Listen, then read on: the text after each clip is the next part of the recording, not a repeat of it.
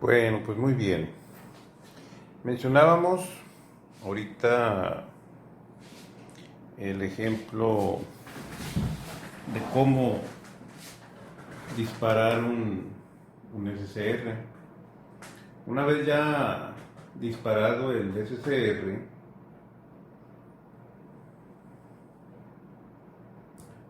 lo que importa en este circuito es estudiar a la carga que alimenta. Ese es el punto principal. Aquí observamos el circuito que viene un voltaje de un transformador de 53.8 volts. Sabemos que están en corriente alterna antes del circuito y 45 miliamperes. Aquí están los arreglos correspondientes.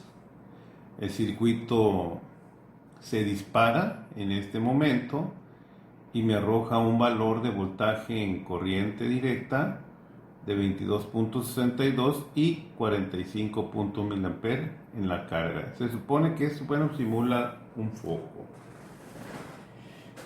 Esa es la idea. Aquí prácticamente lo que estamos observando era lo que yo les comentaba. Sí, era lo que yo les comentaba. Esta es una simulación. Bueno, no es simulación, es una práctica. Estas figuras salen de los osciloscopios que están en el centro o en el taller, ¿verdad? Entonces vemos que la imagen llega hasta aquí y la imagen esta está mocha en esta parte. Entonces aquí hay un retraso, es una señal. Entonces esta falta de señal la volvemos a observar aquí. Esta falta de señal se está quedando en el disparo, dado que se ocupa tomar un voltaje para que pueda funcionar, ¿no? El SR. Por tanto, ese es un proceso que se hace en el laboratorio a través de los cursores. Aquí tenemos el cursor 1 y tenemos el cursor 2. Acotamos lo que es este tiempo, lo acotamos y nos dice que tiene un tiempo de aproximadamente, no se observa, pero aquí está, dice delta t. Sabemos que este 1 T2 y la diferencia de ellos dos se llama delta t, daría 1.4 milisegundos. Aquí es importante como indicación calcular en grados ese tiempo, y voy a hacer una especie de analogía. Si nosotros observamos, voy a tomar una señal de aquí en la parte de abajo, una señal senoidal en alimentación del transformador. Normalmente se trabaja una frecuencia de 60 Hz y esa nunca se pierde, ¿no? Nunca se pierde. Y por tanto, bueno, lo que le está llegando es una señal de aproximadamente 60 Hz, que si yo quisiera conocer el periodo de toda esta señal, me diría que es 16.6 milisegundos hasta aquí. Pero como está nada más trabajándose la mitad, estamos hablando entonces que el tiempo son 8.3 milisegundos. Eso quiere decir que desde el punto de aquí de la señal a no trabajamos en el ciclo negativo, hay un total de 8.3 milisegundos. Eso es lo que me está comentando hasta aquí. Entonces, hasta aquí tenemos 8.33 milisegundos. Pero, ¿sí?, el ángulo de disparo, esta parte, está ocupando 1.4 milisegundos. Entonces vamos a hacer una reglita de 3. Aquí el que me interesa encontrar es el ángulo de disparo, no el de conducción. Entonces hacemos la reglita. Aquí sería pi y aquí sería 2pi. Por tanto, la equivalencia que yo hago aquí es pi fíjense, pi es 8.33 milisegundos, ¿verdad? Como necesito conocer los grados, entonces tengo 1.4. Por tanto, necesito conocer estos grados. Aquí, ¿qué es lo que haríamos? Si yo quiero conocer el alfa en grados, diría que alfa en grados es igual pi, o sea, se multiplica cruzado, regla de 3, por 1.4 milisegundos sobre 8.3 milisegundos. Aquí es importante considerar que pi, porque lo ocupamos en grados, va a tener un valor de 180. Si no lo ocupamos en radianes, si fueran radianes, el 3.14. Pero lo ocupamos en grados, sería 180 por 1.4 milisegundos entre 8.33 milisegundos. Me dice entonces que el alfa, el ángulo que tiene en ese momento, es de 30.25 grados. Esa es la forma como nosotros encontramos el ángulo. Prácticamente el osciloscopio, esta es una imagen real del osciloscopio, ¿sí? No nos da el ángulo, no nos da en tiempo, y estas son una de las actividades que tenemos que hacer en laboratorio, medir ese tiempo con los cursores. Al obtener ese tiempo, aplicamos esta reglita que tenemos aquí, con la finalidad de encontrar el ángulo. Es todo lo que se hace aquí en esta parte, ¿no? Esta imagen que se muestra es con la finalidad de mostrar el tiempo del ángulo de disparo. Una vez conocido el tiempo, se calcula el ángulo. Fíjense los datos, ¿no? Acá están, son mediciones que se tienen que hacer también con el multímetro. Una vez ya hecha esta medición, pasamos a la siguiente imagen del osciloscopio. Es el mismo circuito, pero con imagen diferente, ¿sí? Con imagen diferente. Y aquí ya lo que nos interesa, ¿sí? Ya lo que nos interesa es prácticamente las mediciones, ¿sí? Las mediciones que se van a realizar.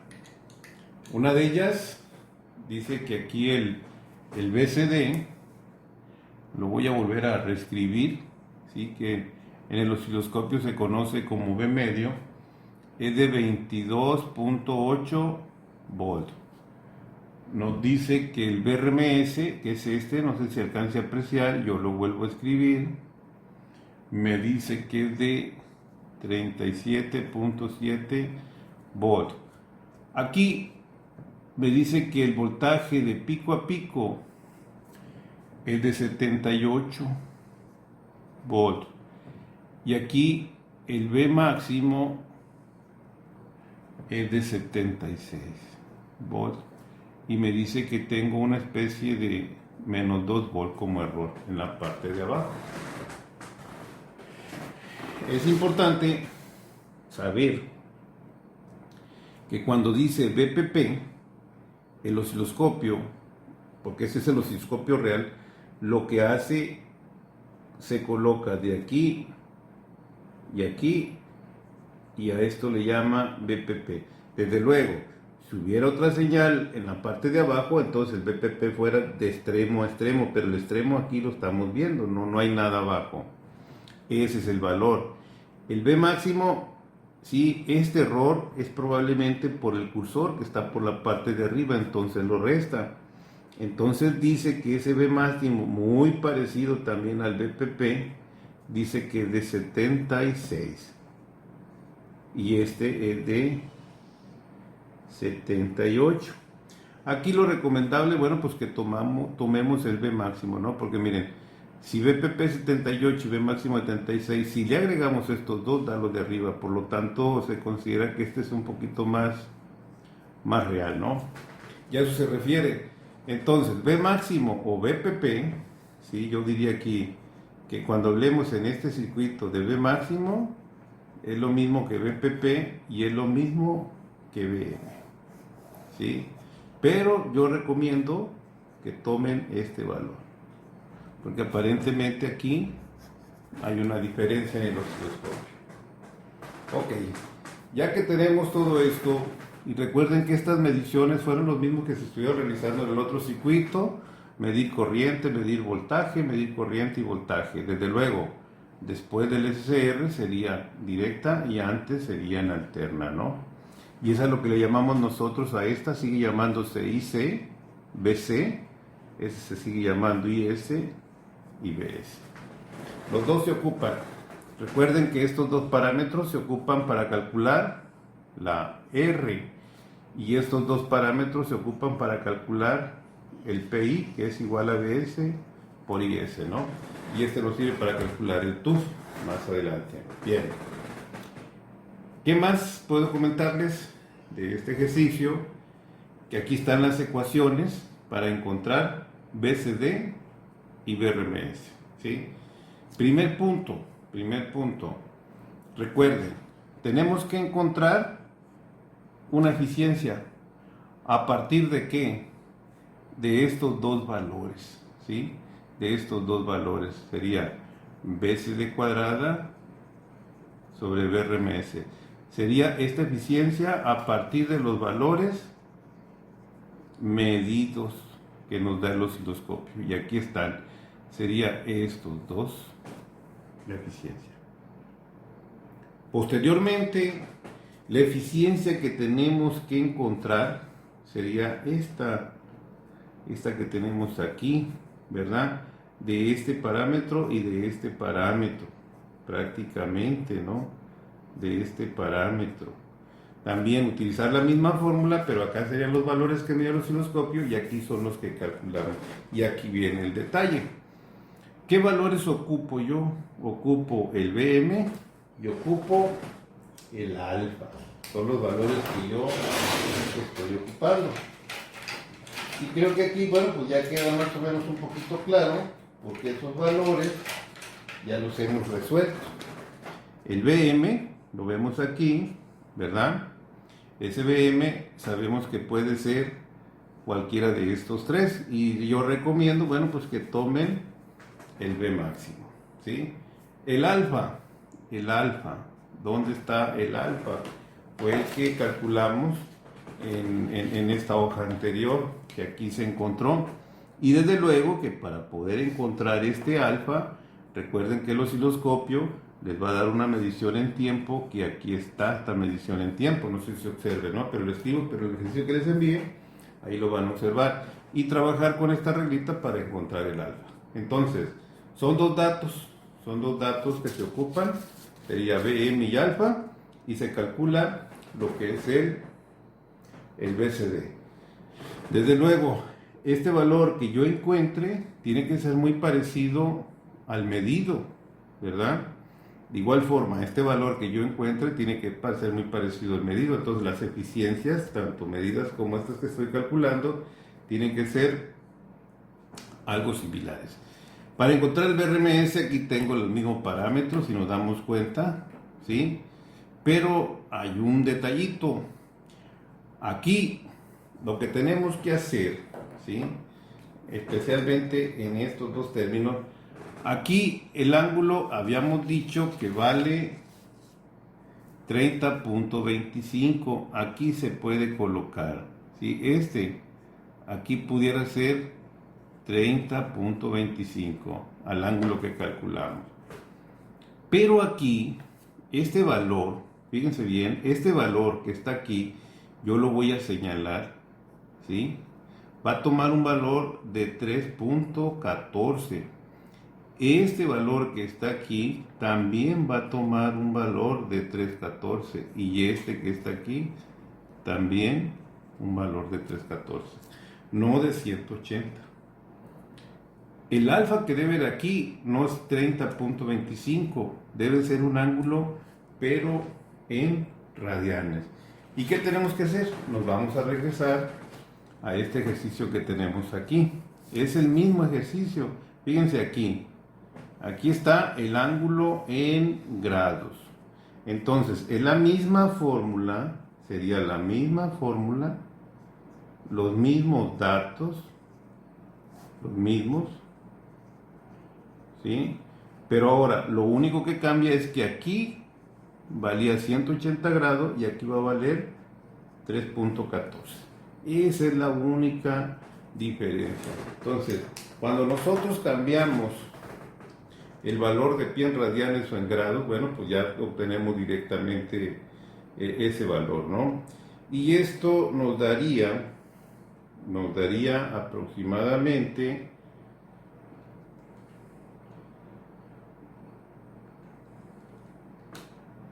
.52. Ese cálculo, bueno, pues va a quedar a que ustedes lo revisen, ¿no? 0.52 radianes. Y este valor es el que ocupa en la otra parte. Esto quiere decir que ustedes, cuando vayan a calcular el ángulo, lo van a calcular en grados y lo van a calcular en radianes. Entonces, el ángulo, el valor del ángulo, acá iría 30 y aquí iría ¿cuánto? Habíamos mencionado .32. Esa es la gran diferencia de la fórmula de arriba con respecto a la de abajo. Hay que tener mucho cuidado, Yo recomendaría que esta fórmula la fueran operando paso a paso, porque a veces las calculadoras tienen un modo muy raro con los paréntesis, ¿sí? Les marcan muchos errores. Yo sugiero que primero encuentren, ¿sí? Encuentren todo este resultado que está aquí y después encuentren este. Y una vez que los encuentren, suman. No lo hagan todo seguido en la calculadora, a veces comete errores. Ya que lo suman, lo multiplican por este valor. Recomendable que este valor de una vez lo saquen, que digan 1 sobre 3.14 y ya lo tengan como un valor entero. Y ya multipliquen. Una vez que ya multipliquen, le sacan la raíz. Vuelvo a repetir, no lo metan. O si tienen alguna buena calculadora lo pueden hacer, pero si tienen esas calculadoras económicas, que nada más tienen funciones básicas, váyanse parte por parte, no le hace que lo vayan desarrollando hacia abajo de manera aritmética, para que el resultado pues dé muy ad hoc al medido. Hay veces no nos da el resultado precisamente porque estamos cometiendo errores en alguna operación y ahí estamos batallando. Entonces esa es la recomendación que hago con esta fórmula, ¿no? Una vez que ya se tiene, bueno, pues calculan las dos eficiencias. Y desde luego la tercera eficiencia, estaríamos hablando de que ustedes tendrían que calcular el valor de R a través de estos dos parámetros, ¿verdad? ¿Para qué ocupamos la R? Porque a partir de la R, recuerden que ocupamos nosotros la ICD y la IRMS. Una vez que ya encuentro estas, ya puedo encontrar yo PCD y PCA. Y con estos dos encontraría la siguiente eficiencia. Aparentemente, ¿sí? Esas son las eficiencias que tenemos que calcular. Les recuerdo que para llegar a ICD y RMS ocupan el BCD. Son las mismas fórmulas, ¿no? Recordando, son las mismas fórmulas de ICD y RMS. Las únicas que cambian son estas. ¿De acuerdo? Son las mismas. No cambia absolutamente nada. Entonces dicen ustedes, yo calculo el BCD y el BRMS. Una vez que los calculo, lo divido sobre R y encuentro estas dos corrientes y después los multiplico por BC y BRMS y encuentro potencias y después eficiencias.